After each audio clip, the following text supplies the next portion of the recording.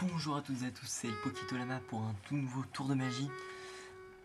En fait, pas vraiment un tout nouveau tour, car il s'agit d'une version hautement améliorée d'Aucun échappatoire. Un tour que vous avez beaucoup aimé, je l'ai vu au nombre de vues, au nombre de pouces verts. Bon, franchement, je vous remercie encore d'avoir regardé cette vidéo, bien entendu, et de l'avoir aimé. Mais bon voilà, on passe à la version 2.0 maintenant, aujourd'hui.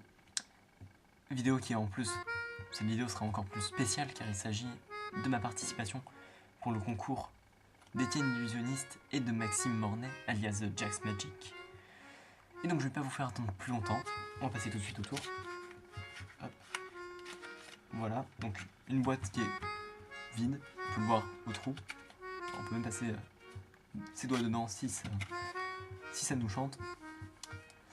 Et donc cette boîte trouée va nous servir en fait de prison. Oui, j'ai bien dit prison, car en fait, dans un paquet, il y a tout type de cartes.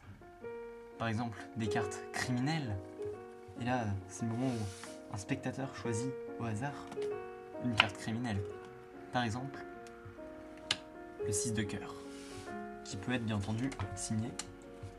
On peut admirer la signature à l'avance. Voilà. Et pour contrer ces cartes criminelles, il y a un autre type de cartes. Ces cartes sont des cartes détectives comme le 7 de cœur ou le 6 de trèfle.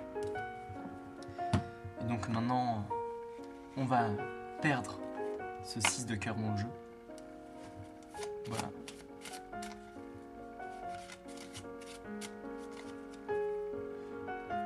Mélange français et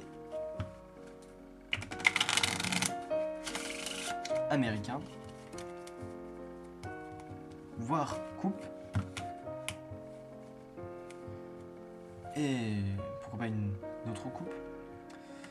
Et ce qu'on va faire maintenant en fait, c'est la carte, vous êtes forcé de l'accorder après tous ces mélanges. La carte est forcément perdue quelque part au milieu de ce jeu. Mais nos deux cartes sont des détectives aguerris. Ils savent que si on en met un comme ça, hop, dans le milieu du jeu, puis un autre part dans le jeu, ils vont forcément à un moment réussir à retrouver la carte criminelle du spectateur parmi toutes les cartes du paquet. Donc on voit d'abord le 6 de trèfle qui cherche la carte du spectateur, et bien entendu plus loin le 7 de cœur qui lui aussi est en pleine recherche de la carte. Cela va prendre un peu de temps parce qu'il y a quand même beaucoup de cartes et une seule carte criminelle.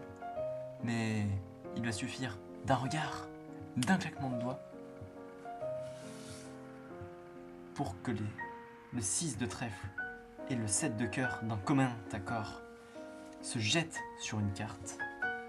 Et cette carte, je vous la donne en mille, c'est bien entendu le 6 de cœur criminel du spectateur. On pourrait croire que le tour s'arrête ici.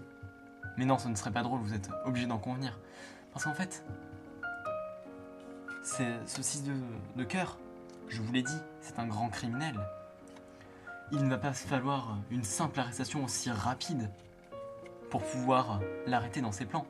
Eh bien oui, parce que ce 6 est vraiment aguerri. C'est un criminel, c'est un des plus grands criminels de ce paquet de cartes. C'est même le plus grand. Et donc en fait, il va suffire d'un instant de distraction du 7 de cœur et du 6 de trèfle pour que le 6 de cœur disparaisse en un éclair. On pourrait croire que le tour s'arrête ici, encore une fois, sur une défaite de nos deux cartes détectives. Mais non, ils n'acceptent pas la défaite. Et donc, il va falloir qu'il y ait un deuxième round. Donc on mélange encore. Et cette fois-ci, ça va être un peu plus rapide. Les deux cartes vont fouiller le paquet, juste en le sondant, en passant au-dessus, avec ces petites passes magiques. Et là, même pas besoin de claquement de doigts. La carte du spectateur va revenir sur le dessus du paquet. Hop. Comment ça, vous la vous ne reconnaissez pas votre carte? Ah mais oui, mais rappelez-vous qu'en fait, la face de la carte, ce n'est que son identité. Et pour un grand criminel, qu'est-ce qu'il y a de plus facile que de falsifier son identité? Mais bon, nos deux détectives sont tellement certains qu'il s'agit que cette dame de cœur est la carte criminelle, qu'il ne va pas falloir plus longtemps pour qu'ils l'enferment en prison. Voilà. On peut voir. La dame de cœur est bien à l'intérieur. Mais bon, cette carte, cette dame de cœur, sait que cette fois-ci, elle est fichue.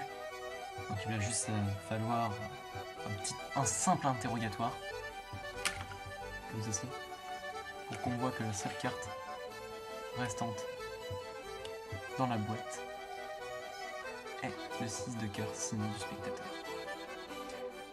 Et la boîte, bien entendu, est encore vide, on peut encore passer les doigts dedans. Mais bon, notre 6 de cœur espérait une remise de peine en se démasquant si vite, mais bon, il est beaucoup trop tard, parce que une fois que l'on est emprisonné dans cette boîte, il n'y a définitivement plus aucun échappatoire.